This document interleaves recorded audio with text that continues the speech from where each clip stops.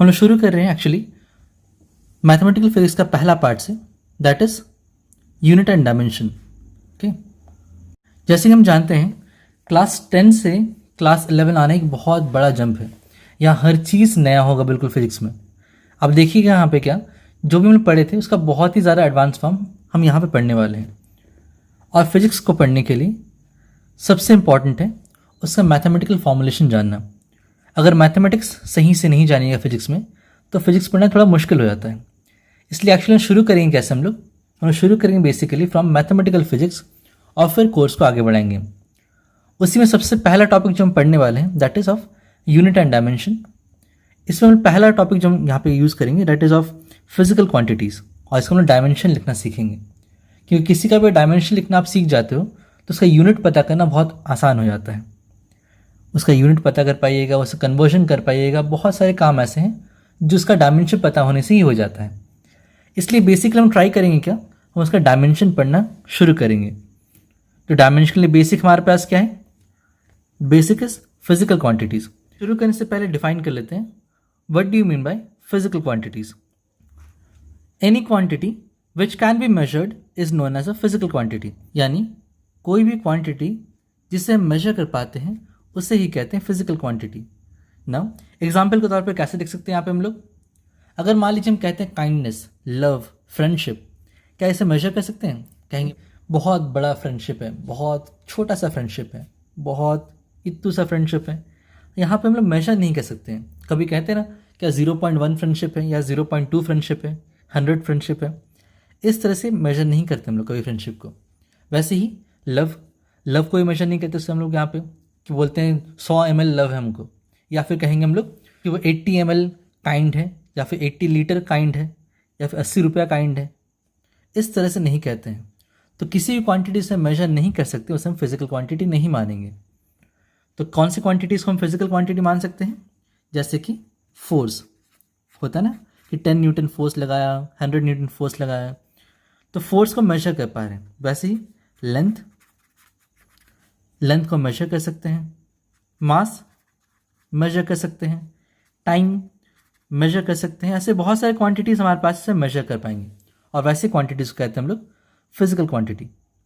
लेकिन physical quantities दो तरह के होते हैं नॉर्मली, इसे हम लिखते हैं there are 2 types of physical quantities. जैसे कि पहला हम लिखेंगे क्या यहाँ पे, फर्स्ट वन होगा हमारे पास दैट आर फंडामेंटल क्वांटिटीज। पहले यहाँ पास है fundamental quantities and the second one is derived quantities. जैसे कि आपको नाम से ही लग रहा है फंडामेंटल यानी क्या होता है हमारे पास, जो बेसिक है, जिसके नहीं होने से हम कोई काम नहीं कर पाएंगे, शायद ऐसा कुछ है, तो वो चीज़ फंडामेंटल है।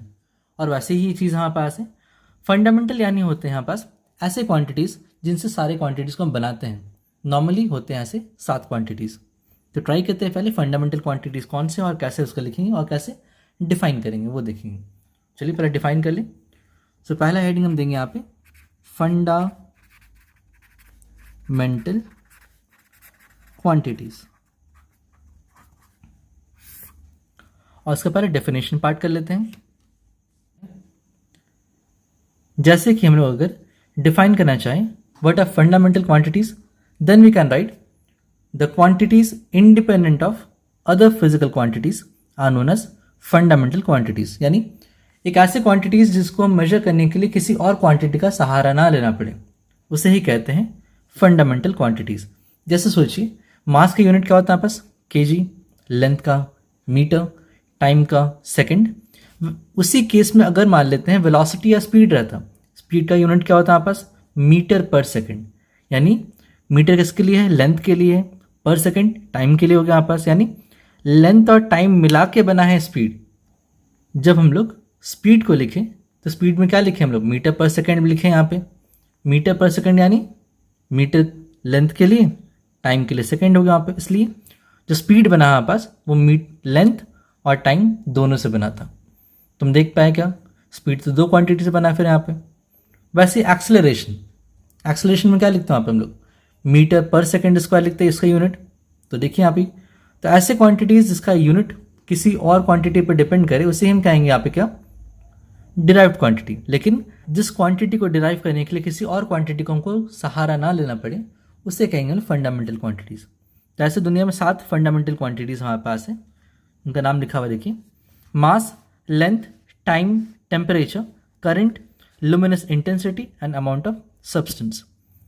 इन 7 चीज़ों को हम थोड़ा आगे डिटेल में बताएंगे। फिलहाल के लिए ये हमारे सारे एग्जाम्पल्स हैं जिन्हें हम कहते हैं फंडामेंटल क्वांटिटीज़। अब अगर हमें डिफाइन करना पड़े व्हाट आर डिराइव्ड क्वांटिटीज़, उसके लिए क्या लिखेंगे हम लोग, the physical quantities derived from fundamental quantities, sorry spelling गलत हो गया यहाँ पे,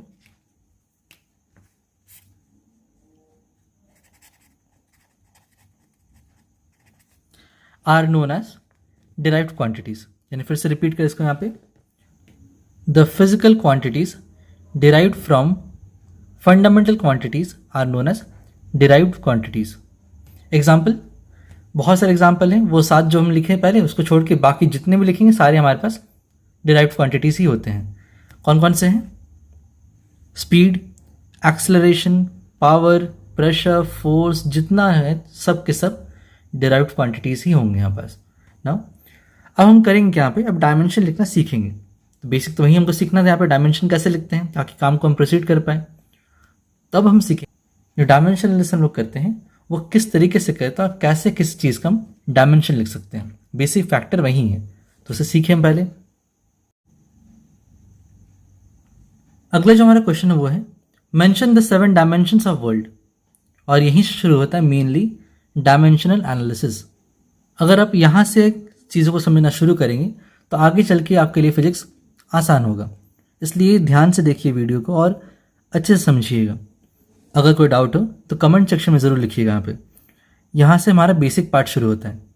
देखिए आंसर क्या लिखे हम लोग यहाँ पे, पूरा आंसर नहीं लिखे भले, लेकिन लिखे क्या है वो देखिए।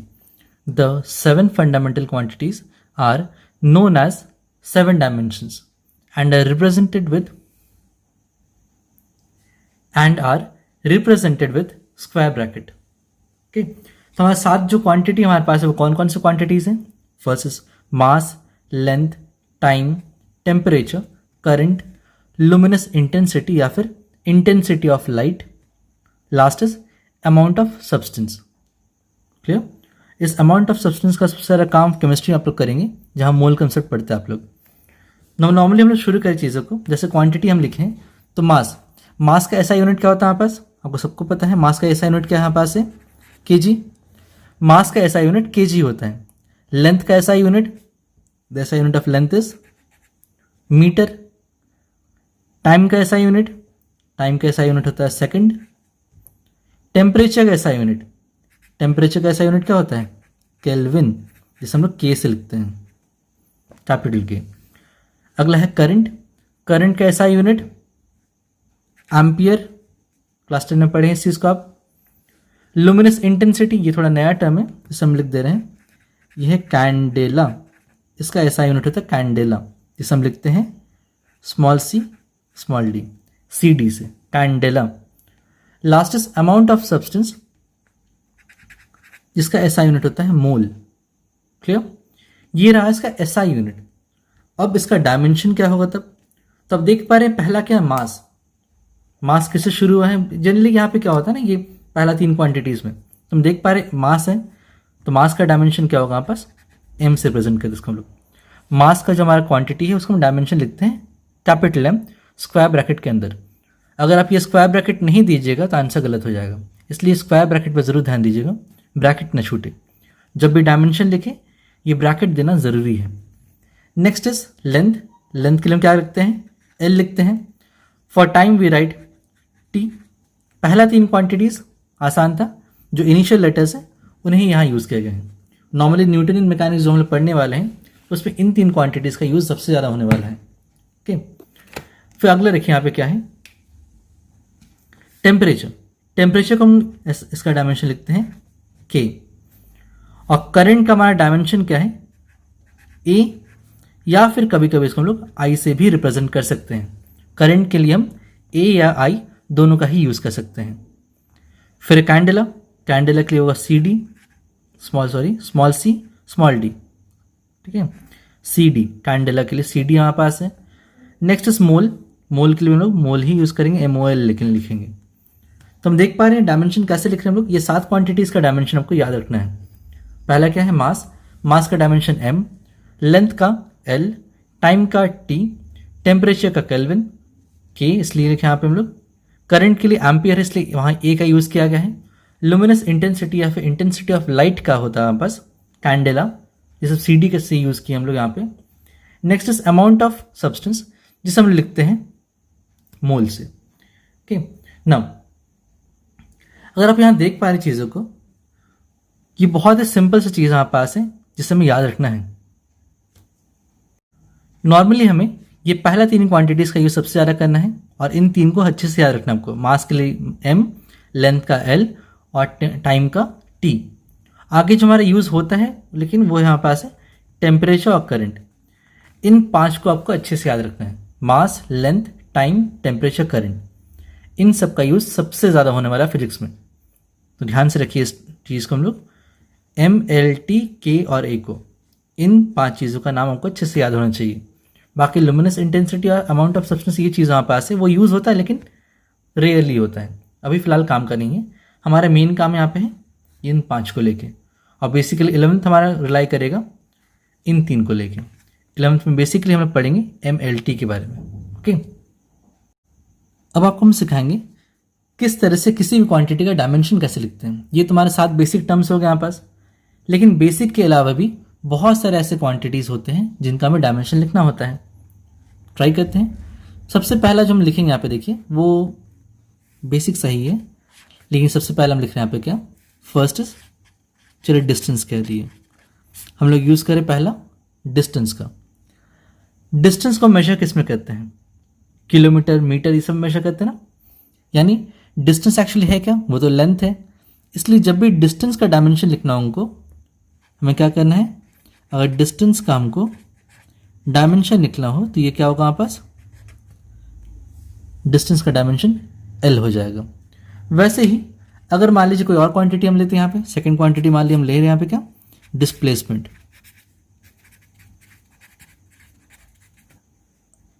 अगर हम डिस्प्लेसमेंट की बात यहाँ करें तो डिस्प्लेसमेंट जो होता है हमारे पास, अगर डिस्प्लेसमेंट को हम लोग ऐसे मान लीजिए डिस्प्लेसमेंट लिख लिए हैं, उसका डायमेंशन लिखना है, इसलिए यहाँ पे स्क्वायर ब्रैकेट दे रहे हैं। नॉर्मली डिस्प्लेसमेंट को हम रिप्रेजेंट करते हैं किससे, एस से करते हैं ना, डिस्प्लेसमेंट को एस से, डिस्टेंस को डी से रिप्रेजेंट करते हैं। लेकिन यहाँ लिख के हम लोग डिस्प्लेसमेंट का डायमेंशन लिखना हमको, तो डायमेंशन ऑफ डिस्प्लेसमेंट क्या होना चाहिए यहाँ पास, कैसे लिखेंगे, डिस्प्लेसमेंट का ऐसा यूनिट पहले सोचिए क्या होगा, उसका ऐसा यूनिट होता है मीटर। डिस्प्लेसमेंट का ऐसा यूनिट मीटर हमारे पास है ना, वो तो लेंथ ही हो गया, इसलिए इसका डायमेंशन होगा L। क्या लिखे हैं, डिस्प्लेसमेंट इज इक्वल टू, उसका डायमेंशन क्या है, L है। S चीज़ से हम लोग इसको रिप्रेजेंट करते हैं, S से हम लोग रिप्रेजेंट करते हैं। जैसे डिस्टेंस को हम लोग D से रिप्रेजेंट करते हैं, वैसे ही डिस्प्लेसमेंट को हम लोग S से रिप्रेजेंट करते हैं। थर्ड क्वांटिटी मान लेते, थर्ड क्वांटिटी हम क्या करें यहाँ पे, कुछ भी ले सकते हैं। मान लेते हैं हम यहाँ पे स्पीड लेते, चलिए स्पीड के केस में फॉर्मूला क्या होता है हमारे पास, हमें फॉर्मूला पता है स्पीड का क्या होता है, स्पीड इज इक्वल टू होता है हमारे पास डिस्टेंस बाय टाइम, जिसे हम लिख सकते हैं ऐसे भी, S is equal to D/T। यही तो फॉर्मूला हमारे पास है स्पीड का। नाउ डिस्टेंस का डायमेंशन क्या होता है, L, और टाइम के लिए क्या था हमारे पास, T। तो हम लिख सकते हैं डायमेंशन ऑफ S जब हम पूछेंगे, डायमेंशन ऑफ स्पीड हम पूछेंगे अगर, इन दैट केस हम क्या लिखेंगे, D का डायमेंशन होता है L और T का डायमेंशन होता है बस T, टाइम का T होता है पास, इसलिए हम इसे लिखेंगे कैसे, L_T-1 से, S is equal to L_T-1। अब यहाँ कन्फ्यूज मत होइएगा, डिस्प्लेसमेंट को भी हम लोग S से रिप्रेजेंट करते हैं, स्पीड को हम लोग S से ही लिखते हैं, दोनों ही S है, तरीका होता है लिखने का एक्चुअली। मान लीजिए अगला क्वांटिटी हम दे रहे जो वो है वेलोसिटी।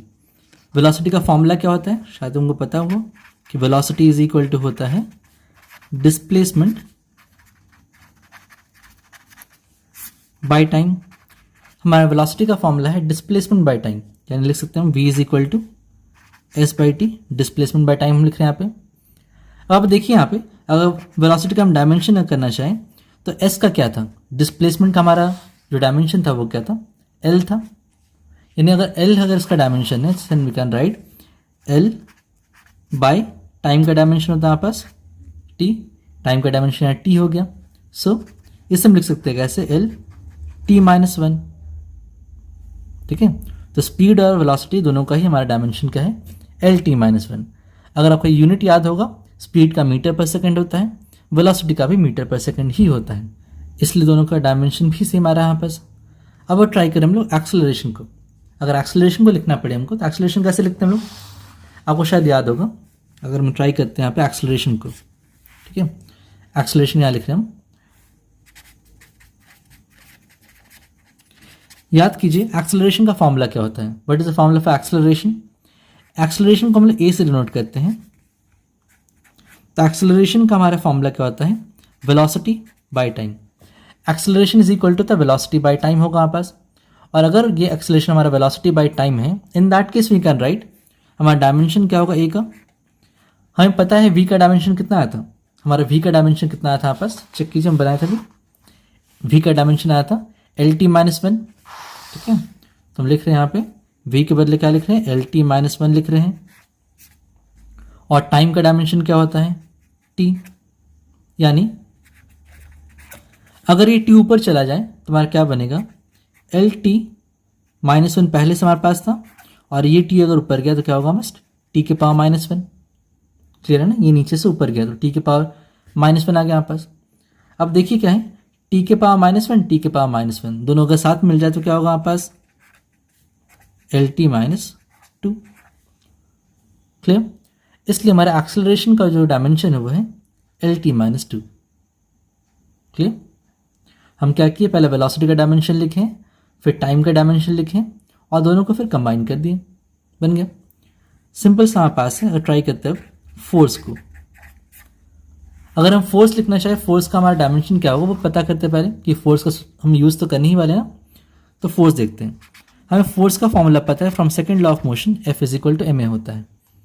अगर F is equal to M A हमारे पास है, इन दैट केस हमें फोर्स का डायमेंशन पता करना है। मास का डायमेंशन क्या होता है, मास के लिए तो एम होता है, पहले ही पढ़े थे हम लोग। जो फंडामेंटल डायमेंशन था, मास का डायमेंशन कैपिटल एम लिखे थे। और एक्सेलरेशन का भी क्या लिखे हम लोग, एल टी माइनस टू लिखे हैं। यानी हम देख पा रहे हैं क्या कि हमारा एफ का डायमेंशन कितना आ चुका है, M L T minus two. So the dimension of force is M L T minus two. Clear, ऐसे आप किसी भी क्वांटिटी का डायमेंशन आप निकाल सकते हैं अगर फॉर्मूला पता है तो। एक और भी हम ट्राई करेंगे, अभी ऐसा नहीं कि इतना भी छोड़ देंगे, और भी करेंगे हम लोग। 6 कर चुके हैं, ये 7वां हमारे पास है। 7वां मान लेते हैं, क्या कर रहे हैं यहाँ पे, इन दैट केस हम मान ले कुछ क्या एरिया ले चलिए। एरिया का मतलब क्या होता है पहले वो पता कीजिए। अगर आप मान लीजिए कोई स्क्वायर का एरिया कर रहे हैं तो साइड इंटू साइड होता है, रेक्टेंगल हुआ तो लेंथ इंटू ब्रेथ होता है हमारे पास। यानी दोनों ही क्या हो रहा है हमारे पास, लेंथ का ही मेजरमेंट है, चाहे लेंथ हो ब्रेथ हो या कुछ भी हो, वो तो लेंथ का ही मेजरमेंट है। क्लियर है ना, देखिए कैसे हम कह रहे हैं, साइड अगर स्क्वायर ले रहे हैं तो साइड इंटू साइड कर रहे हैं, तो लेंथ इंटू लेंथ कम किया यहाँ पे, दोनों ही लेंथ है हमारे पास। अगर रेक्टेंगल ले रहे हैं तब भी लेंथ इंटू ब्रेथ किए हैं, वो भी दोनों ही लेंथ हमारे पास है। अगर आप ट्रायंगल करते हैं उस केस में क्या होता है, हाफ बेस इंटू हाइट होता है, बेस वो भी लेंथ है, हाइट भी तो लेंथ ही यहाँ पास है, डिस्टेंस की बात करते हैं। इसलिए हम क्या लिख सकते हैं यहाँ पे, जो एरिया का डायमेंशन होगा, अगर हम एरिया को ए से रिप्रेजेंट करें, एरिया को अगर हम एस से या फिर ए से रिप्रेजेंट कर सकते हैं, तो ए से हम कर रहे हैं यहाँ पे, एरिया का डायमेंशन क्या होगा हमारे पास, ए इज इक्वल टू हो जाएगा हमारे पास एल का स्क्वायर। हमारा एरिया का डायमेंशन क्या होगा, एल स्क्वायर। क्यों ऐसे हम लिख रहे हैं, आप देखिए एरिया इज इक्वल टू होता है लेंथ इंटू ब्रेथ होता है ना। लेंथ का मतलब क्या होगा, एल वो भी लेंथ है, एंड ब्रेथ हमारे पास वो भी तो लेंथ में ही मेजर होता है। तो ऑब्वियसली हमारा क्या लिख रहे हैं, एल इंटू एल, इसलिए हम लिखे यहाँ पे एल स्क्वायर। क्योंकि लेंथ का मतलब भी एल था, ब्रेथ का मतलब भी तो लेंथ ही है, वो भी तो एल होगा हमारे पास। अगर हम किसी चीज़ का भी एरिया ले लें, हमेशा देखिएगा दो साइड का हमारा मल्टीप्लिकेशन ज़रूर होता है, चाहे एरिया हो चाहे स्क्वायर हो, कुछ भी हो, वहाँ पे दो साइड तो ज़रूर होंगे यहाँ पे। अगर आप सर्कल भी लेते हैं, सर्कल के केस में क्या होता है हमारे पास, पाई आर स्क्वायर होता है ना, पाई आर स्क्वायर होता है हमारे पास। तो आर को हम क्या लिखें, दो बार लिखें, आर स्क्वायर कर रहे हैं, तो आर वो तो लेंथ है, हमारा रेडियस वहाँ पास है, रेडियस तो एक लेंथ की तरह काम करते हैं, रेडियस हम लिखते हैं मीटर में लिखते हैं। अगर रेडियस लेंथ है तो हम लिखे क्या फॉर्मूला, पाई आर स्क्वायर लिखे ना। पाई हमारा कांस्टेंट क्वांटिटी, और कांस्टेंट क्वांटिटी का डायमेंशन नहीं होता है, डायमेंशन सिर्फ और सिर्फ वेरिएबल क्वांटिटी का होगा जो हमारे पास यहाँ पे रेडियस है। रेडियस वैरी करता है कि पाई का वैल्यू कभी चेंज नहीं होता है, चाहे इंडिया में मेजर कीजिए या अमेरिका में मेजर कीजिए, पाई तो पाई ही रहेगा। लेकिन रेडियस का वैल्यू अलग अलग चीज़ के लिए अलग अलग हो सकता है, इसलिए हम रेडियस को लेके चलेंगे। जिसका हम डायमेंशन निकालते हैं हमेशा वो वेरिएबल ही होता है, देखिएगा हमेशा। तो रेडियस हमारा क्या है, रेडियस को मीटर में लिखते हैं। आप देख रहे हैं आर का स्क्वायर है, इन रेडियस इनटू रेडियस है, 2 बार रेडियस लिखा हुआ है।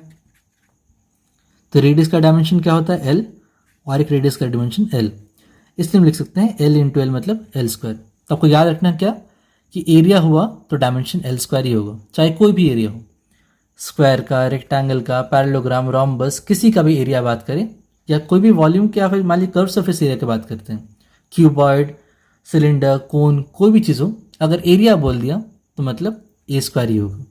ठीक है ना। 8 नंबर वो करते हैं, मान लेते हैं वॉल्यूम को, वॉल्यूम को हम लोग वी से रिप्रेजेंट करते हैं। वॉल्यूम जब हम लिखते हैं मतलब क्या करते हैं, क्यूबॉइड अगर क्यूब होगा हमारे पास, उस केस में क्या लिखेंगे, length into breadth into height होता है हमारे पास, L into B into H. Length का डायमेंशन क्या था, एल, ब्रेथ का डायमेंशन वो भी एल, हाइट का डायमेंशन वो भी एल, क्योंकि तीनों ही लेंथ के कैटेगरी में आता है। इसलिए जो वॉल्यूम का डायमेंशन होगा हमारे पास वो होगा एल क्यूब, चाहे किसी का भी वॉल्यूम हो उसका हमेशा डायमेंशन होगा एल क्यूब। 9th यहाँ ट्राई करते हैं, मान लेते हैं प्रेशर। अब प्रेशर का अगर निकालना पड़े हमको, प्रेशर को हम पी से रिप्रेजेंट करते हैं, अगर प्रेशर अगर हमको निकालना पड़े, इन दैट केस प्रेशर का मतलब क्या होता है हमारे पास, what is the formula for pressure, pressure is equal to force by area. Pressure का मतलब होता है फोर्स बाय एरिया। तो अगर डायमेंशन आप निकालना चाहते हैं प्रेशर का, हमारा फोर्स का डायमेंशन क्या आया था, याद कीजिए, अभी निकाले थे ना, हमारा फोर्स का डायमेंशन क्या था, देखिए हमारा फोर्स का डायमेंशन था एम एल टी माइनस 2 था, एम एल टी माइनस 2 हमारे पास था। तो हम फोर्स का डायमेंशन यहाँ लिखते हैं एम एल टी माइनस 2, और नीचे क्या है, एरिया। एरिया का डायमेंशन क्या होता है हमारे पास, एल स्क्वायर। तो अगर इसको रीअरेंज कर ले हम लोग थोड़ा सा, तो क्या लिख सकते हैं, आप देखिए एम एल टी माइनस 2 हमारे पास है, और ये एल ऊपर गया तो एल के पावर माइनस 2। आप देख पा रहे हैं यहाँ पे क्या, या फिर और सिंपल हम कर सकते हैं एल और एल स्क्वायर कट जाता है यहाँ पे, लेकिन हम थोड़ा और एक तरीके से यहाँ बता रहे हैं। इस केस हम देख सकते हैं क्या, अगर यहाँ पे एल है, मतलब एल के पावर यहाँ पे 1 है, एल और यहाँ पे एल के पावर माइनस 2, और दोनों को हम साथ में लिखे तो कितना आना चाहिए यहाँ पास, क्या आना चाहिए यहाँ पे, एम एल के पावर -1 टी के पावर -2 बनना चाहिए। क्लियर। अगर आपको ये चीज़ क्लियर ना हो, ये तरीका अगर आपको पसंद ना आए, इन दैट केस एक और तरीका हमारे पास है, वो क्या है, देखिए अगर हम देख रहे हैं यहाँ पे, यहाँ एल है, यहाँ एल स्क्वायर है, एल और स्क्वायर यहाँ कट गया, कटेगा ना, तो उससे आप क्या लिख सकते हैं, एम टी -2 यहाँ बचा था, ऊपर ये एल आया तो एल के पावर -1 ऊपर गया, तो यानी यहाँ से आप लिख सकते हैं एम एल के पावर -1 और टी के पावर -2। सेम आंसर है, देखिए चाहे इस रास्ते में जाइए या इस रास्ते में आइए, आंसर तो ही आना है। तो आपको जो पसंद है आप कर सकते हैं यहाँ पे। क्लियर। हम यहाँ 2 तरीका बताएं, हम पहले इसमें क्या किए हैं, एल को ऊपर लेके गए हैं और फिर कैलकुलेशन किए, और सेकंड जो मेथड यहाँ दिखा रहे हैं हम उसमें क्या किए हैं, एल और एल को हम काट चुके हैं, कैंसिल आउट कर चुके हैं, और तब जो बचेगा उससे हम चीज़ को प्रोसीड किए हैं। तो आपको जो पसंद आए आप वो कर लीजिएगा। चलिए एक और ट्राई करते हैं, वो है डेंसिटी। हमें डेंसिटी का फॉर्मूला क्या पता है, पहले डेंसिटी को लिखते किस तरीके से हम लोग, इस तरीके से, इसे कहते हैं रो। इस सिंबल का जो नाम हमारे पास है, इस सिंबल को हम लोग कहते हैं रो। ठीक है, इस सिंबल का नाम है रो। अब रो को हम लिखते कैसे हैं, रो इज इक्वल टू होता है मास बाय वॉल्यूम। हमारा डेंसिटी का फॉर्मूला है मास बाय वॉल्यूम। अब आप देखिए यहाँ पे, हम अगर रो को लिखना चाहें, रो इज इक्वल टू कितना होगा हमारे पास, मास क्या है, मास का डायमेंशन हमारा m होता है, और वॉल्यूम का डायमेंशन क्या होता है हमारे पास, अभी लिखे थे हम लोग एल क्यूब होता है। इसका मतलब इसको रीअरेंज करें तो क्या आएगा हमारे पास, एम एल के पावर -3। तो ये रहा हमारे पास रो या फिर डेंसिटी का डायमेंशन। एक और मान लेते मोमेंटम ट्राई करते हैं, जिसे हम P से रिप्रेजेंट करते हैं, स्मॉल p, कैपिटल P यानी प्रेशर, स्मॉल p यानी मोमेंटम। मोमेंटम का फॉर्मूला क्या होता है हमारे पास, ये क्लास 9 में पढ़े थे हम लोग। मोमेंटम का फॉर्मूला क्या होता है हमारे पास, momentum is equal to mass into velocity. Momentum is equal to mass into velocity. तो मोमेंटम का हमारे पास डायमेंशन क्या होगा, मास का डायमेंशन m हो गया एंड वेलोसिटी का डायमेंशन पहले भी निकाले हैं lt माइनस 1। अगर दोनों को यहाँ कंबाइन कर दिया जाए इन दैट केस हमें क्या मिलेगा, फिर देखिए यहाँ पे हमारा p का डायमेंशन बन जाएगा mlt माइनस 1। तो ये हमारा डायमेंशन रहा मोमेंटम के लिए। इसी तरह से आप किसी भी क्वांटिटी का डायमेंशन आराम से निकाल सकते हैं। एक और एग्जांपल देख ही लेते हैं, इतना कर ही रहे तो एक और ट्राई करते हैं। Let us try potential energy. पहले हम ट्राई करेंगे पोटेंशियल एनर्जी को ना। अगर पोटेंशियल एनर्जी की हम बात करें, हमारा पोटेंशियल एनर्जी इसे हम P से लिख सकते हैं, इसे हम P से लिख सकते हैं या फिर U से रिप्रेजेंट करते हैं। P या फिर U से हम इसको बताते हैं। चलिए P लिखते हैं यहाँ पे। P का फॉर्मूला क्या हमारे पास है, mgh। P का फॉर्मूला क्या हमारे पास है, mgh। अब ध्यान दीजिए यहाँ पे हमारा P का डायमेंशन अगर निकालना पड़े, हमारे पास क्या है, m मतलब मास, मास के लिए क्या होता है m, स्मॉल g यानी है acceleration due to gravity. g का मतलब एक्सेलरेशन ड्यू टू ग्रेविटी। और हम जानते हैं क्या एक्सेलरेशन का क्या निकाले थे हम लोग, एक्सेलरेशन केस में आया था lt माइनस 2 आया था। देखिए ना यहाँ पे अभी तो किए थे हम। एक्सेलरेशन चाहे कोई भी एक्सेलरेशन हो, एक्सेलरेशन कितना आता है पास, lt माइनस 2 आता है। और अगर lt माइनस 2 आता है हम लिख सकते हैं क्या, mg lt माइनस 2 और h का मतलब लेंथ होता है l। अगर सबको हम कंबाइन करके लिखें तो कितना आया, देखें यहाँ पे m l square t minus 2। तो ये रहा हमारा आंसर फॉर पोटेंशियल एनर्जी। इस तरह से हम पोटेंशियल एनर्जी का डायमेंशन निकाल सकते हैं। वैसे अगर मान लीजिए काइनेटिक एनर्जी निकालना पड़े, काइनेटिक एनर्जी निकालना पड़े, ये ध्यान रखिएगा P का डायमेंशन कितना है पास, M L square T minus 2 आया है। अब देखते हैं पोटेंशियल एनर्जी निकाल ली तो काइनेटिक एनर्जी भी निकाल लेते हैं। एनर्जी तो एनर्जी है ना, अच्छा काइनेटिक एनर्जी। अगर हम काइनेटिक एनर्जी की हम बात करें, इन दैट केस हमारा के ई या फिर इसे हम रिप्रेजेंट करते हैं के ई से, या फिर इसे लिखते हैं हम टी से। के ई या फिर टी से रिप्रेजेंट किया जाता है। तो के इज इक्वल टू फॉर्मूला क्या पता है हमको, शायद ये पता ही होगा, हाफ एम वी स्क्वायर होता है। काइनेटिक एनर्जी का formula half M V square. तो डायमेंशन अगर लिखना पड़े काइनेटिक एनर्जी का, हम क्या लिख सकते हैं यहाँ पे, हाफ। हाफ एक कांस्टेंट क्वांटिटी है और कांस्टेंट क्वांटिटी का डायमेंशन नहीं होता है। ये हाफ जो हम लिखे, हाफ एक कांस्टेंट क्वांटिटी है, इसका कोई भी डायमेंशन नहीं होता है, इसलिए इसको हम नेग्लेक्ट करेंगे। और फिर क्या हमारे पास है, एम वी स्क्वायर। एम मतलब मास, वी यानी वेलोसिटी है तो एल टी माइनस 1, और वेलोसिटी का स्क्वायर है तो एल टी माइनस 1 का स्क्वायर है यहाँ पे। इसको थोड़ा और मॉडिफाई करके लिखे तो हम लोग क्या लिखेंगे, एम। अब देखिए एल टी माइनस 1 के ऊपर स्क्वायर था तो हम लिख सकते हैं यहाँ पे एल स्क्वायर टी के power minus 2। So we can write M L square T minus 2। K is equal to हो गया यहाँ पास M L square T minus 2। Now अगर इसको और कुछ करना चाहे हम लोग तो देखिए क्या कर सकते हैं। यहाँ पे हम पोटेंशियल एनर्जी आया था M L square T minus 2, kinetic energy आया M L square T minus 2। यानी कभी भी आपका अगर एनर्जी बोल दें, चाहे पोटेंशियल हो, काइनेटिक हो, हीट एनर्जी, करंट एनर्जी, कुछ भी एनर्जी यहाँ पे हो, किसी भी तरह का एनर्जी अगर हमारे पास हो, इन दैट केस हमेशा dimension M L square T minus 2 ही होगा। हमेशा dimension M L square T minus 2 होगा, चाहे कोई भी एनर्जी हो, डायमेंशन सेम होता है। अब एक चीज़ हमको शायद डाउट होगा यहाँ पे कि एम जी एच हम लिखे थे, जी का डायमेंशन एल टी माइनस 2 लिखे थे, acceleration due to gravity L T minus 2 लिखे, तो आया कैसे था हमारे पास, उसको इम्प्रूव करके दिखा दे रहे हैं ताकि डाउट ना रहे माइंड में। जैसे देखिए हमें अगर मान लीजिए क्वेश्चन बोलता है कि एक्सेलरेशन ड्यू टू ग्रेविटी का क्या होता है, स्मॉल जी का क्या होता है। तो अगर स्मॉल जी का निकालना पड़े, what is a dimensional formula for small G, in that case we can write, हमें स्मॉल जी का पता करना है, ठीक है। तो स्मॉल जी के लिए फॉर्मूला हम लिखते हैं F is equal to M ji.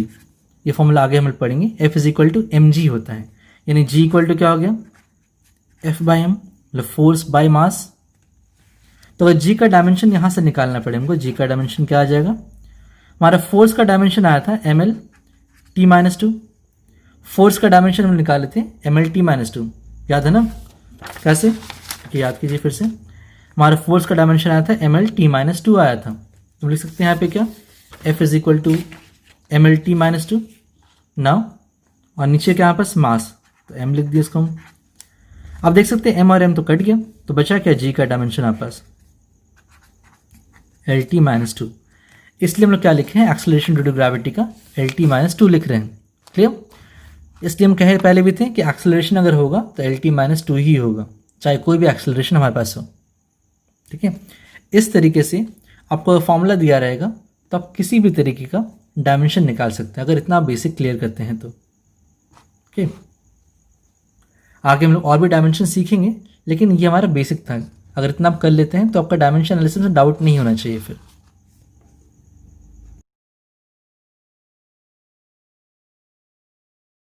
In case of any doubt in solving, please mention in the comment section. If you like our videos, please press the like button. If not subscribe, please do subscribe. Thank you so much for watching and stay tuned for further videos.